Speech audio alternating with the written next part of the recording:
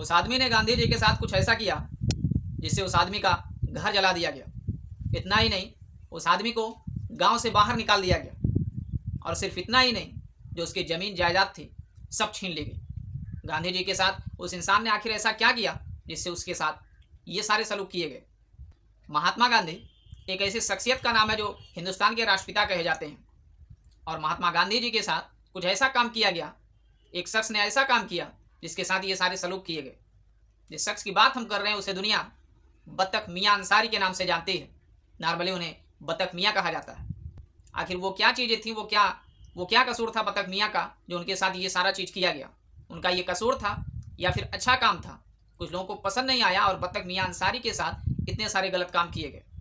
इस चैनल पे नए हैं तो हमारे चैनल को सब्सक्राइब कर लीजिए, वीडियो को लाइक करिए और इस वीडियो को जरूर शेयर करिए ताकि सच्चाई पता चल सके लोगों को। आइए जानते हैं बतख मियाँ अंसारी ने आखिर गांधी जी के साथ ऐसा क्या किया था जिससे उन्हें अपनी ज़िंदगी में इतनी सारी दुश्वारियाँ झेलनी पड़ी।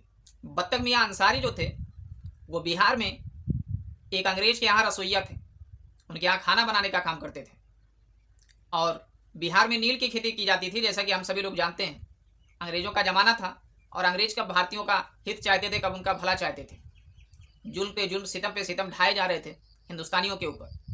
हिंदुस्तानी एकदम परेशान थे अंग्रेज़ों के जुल्म सितम से। नील की खेती करने वाले जो किसान थे उनके ऊपर बहुत सारे जुल्म सितम किए जा रहे थे। वो किसान एकदम परेशान थे और ऐसे में जब ये खबर मिलती है देश के राष्ट्रपिता कहे जाने वाले महात्मा गांधी को, तो वो उनकी भयावह स्थिति को देख करके एकदम बेचैन हो उठते हैं।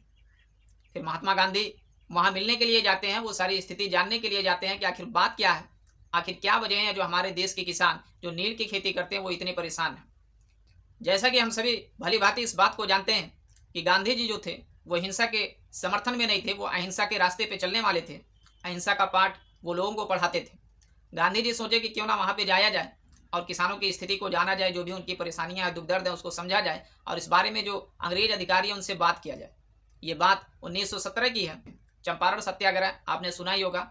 जंगे आज़ादी में जो ये एक महत्वपूर्ण घटना है चंपारण में, मोतिहारी में, वहाँ पर किसानों की हालत को देखते हैं, उनसे बातचीत करते हैं। उनकी परेशानियों को जानने के बाद, सुनने के बाद, जो अंग्रेज अधिकारी वहाँ का होता है, उस समय बागवान का जो मैनेजर था जिसका नाम इरविन था, उससे सोचते हैं कि बातचीत किया जाए और सारे मामले को ख़त्म किया जाए। जैसे भी हो सकता है, जो भी समाधान इसका हो सकता है वो किया जाए। देश में जगह जगह हो रहे अंग्रेज़ों के विरोध की वजह से अंग्रेज़ तो वैसे ही परेशान थे। जब इरविन को ये खबर मिली तो इरविन महात्मा गांधी जी को अपने यहाँ जहाँ वो रह रहा था वहाँ पे रात के खाने के लिए बुलाता, दावत देता है महात्मा गांधी जी को। और साथ में चूँकि डॉक्टर राजेंद्र प्रसाद भी थे, दावत मिलने पर महात्मा गांधी जी और डॉक्टर राजेंद्र प्रसाद दोनों साथ में जाते हैं।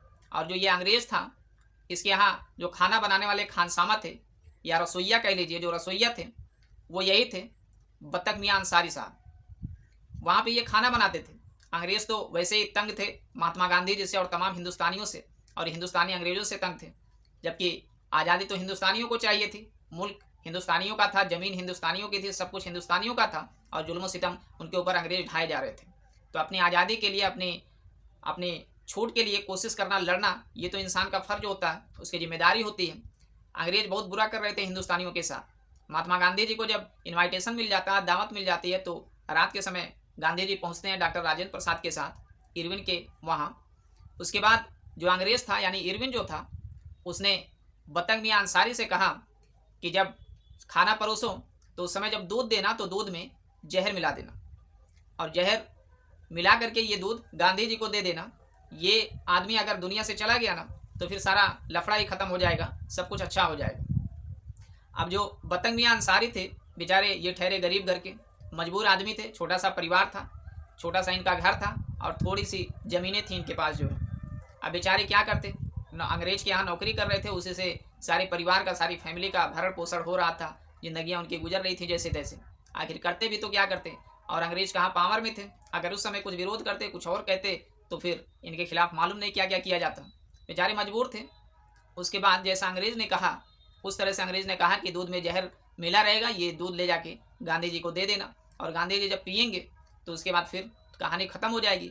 लेकिन वो जहर ऐसा था कि वो तत्काल उसको पीने से इंसान को मौत नहीं आती, वो धीरे धीरे काम करता और फिर इंसान की मौत हो जाती। तो इससे कोई समझ भी नहीं पाता कि गांधी जी की मौत वो दूध पीने की वजह से हुई है, जो जहरीला दूध था।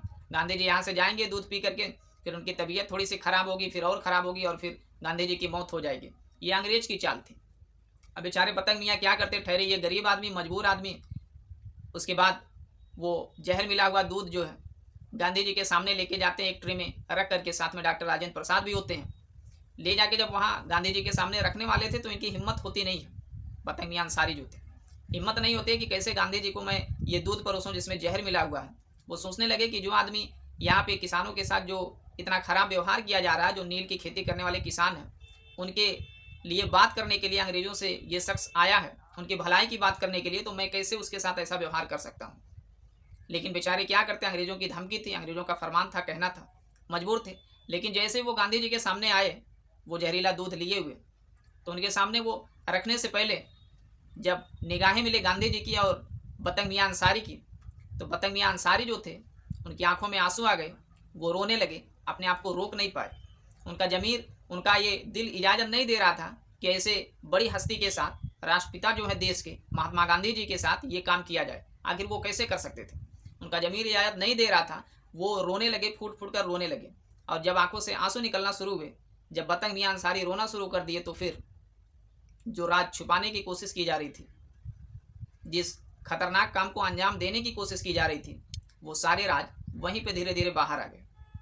गांधी जी सही सलामत बच जाते हैं, लेकिन जैसे ही ये खबर अंग्रेज को मिलती है, सारी की सारी कहानी चेंज हो जाती है। अगर उस समय पतंग मियाँ चाहते तो इस काम को अंजाम दे करके वो अंग्रेज से इनाम पा सकते थे, अपनी ज़िंदगी सुधार सकते थे, अच्छी खासी ज़िंदगी जी सकते थे, उनके परिवार के हालात अच्छे हो सकते थे। लेकिन पतंग मियाँ अंसारी ने ऐसा बिल्कुल नहीं किया, उनका ज़मीर इजाज़त नहीं दिया ऐसा करने से। बिल्कुल वो पीछे हट गए। उन्होंने अपने देश के एक महान शख्सियत महात्मा गांधी जी की हिफाजत की, अपने जान को, अपनी ज़िंदगी को, अपने घर परिवार, अपने सारी चीज़ों को उन्होंने दांव पे लगा दिया और गांधी जी की जान बचाई। जब अंग्रेज को इस बात की खबर लगी कि पतंग मियाँ अंसारी ने ऐसा नहीं किया, तो पतंग मियाँ अंसारी के साथ अंग्रेज जो जो बुरा सलूक कर सकते थे सब कुछ किया।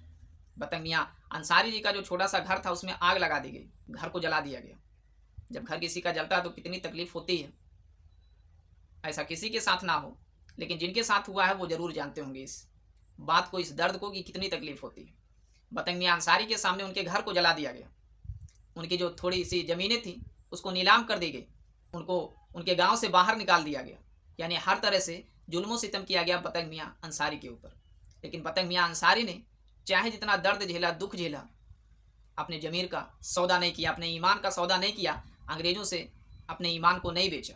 पतंग मियाँ अंसारी को जेल में डाल दिया गया, तरह तरह से प्रताड़ित किया गया, ढेर सारे जुल्म सितम ढाए गए पतंग मियाँ अंसारी के ऊपर।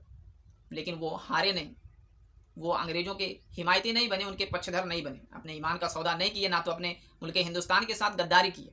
ये होते हैं मुसलमान जो अपने देश की मिट्टी के लिए, अपने मुल्क की हिफाजत के लिए, अपने आन बान शान, अपने घर द्वार, सब चीज़ की कुर्बानी देने के लिए तैयार रहते हैं। ये पतंग मियाँ अंसारी थे जिन्होंने अपनी जान को जोखिम में डाल करके, अपनी ज़िंदगी को जोखिम में डाल करके महात्मा गांधी जी की हिफाजत की। ये पहली घटना नहीं थी जब महात्मा गांधी जी की जान लेने की कोशिश की गई, उन्हें मारने की कोशिश की गई।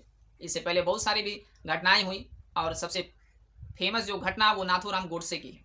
नाथूराम गोडसे ने और तमाम सारे लोगों ने कई बार कोशिश की महात्मा गांधी की जान लेने की, लेकिन वो कहते हैं ना कि फानूस बनकर जिसकी हिफाजत हवा करे, वो सम्मा क्या बुझे जिसे रोशन खुदा करे।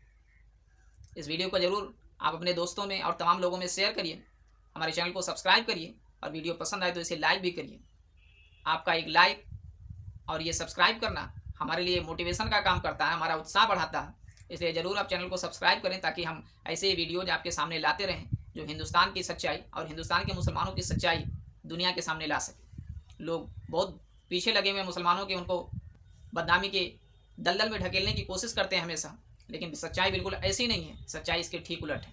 मुसलमानों ने तो हमेशा अपने मुल्क की हिफाजत का काम किया, अपने मुल्क को बचाने का काम किया, इस मुल्क के एक एक रहने वाले निवासी को बचाने का काम किया। अस्सलाम वालेकुम, जय हिंद।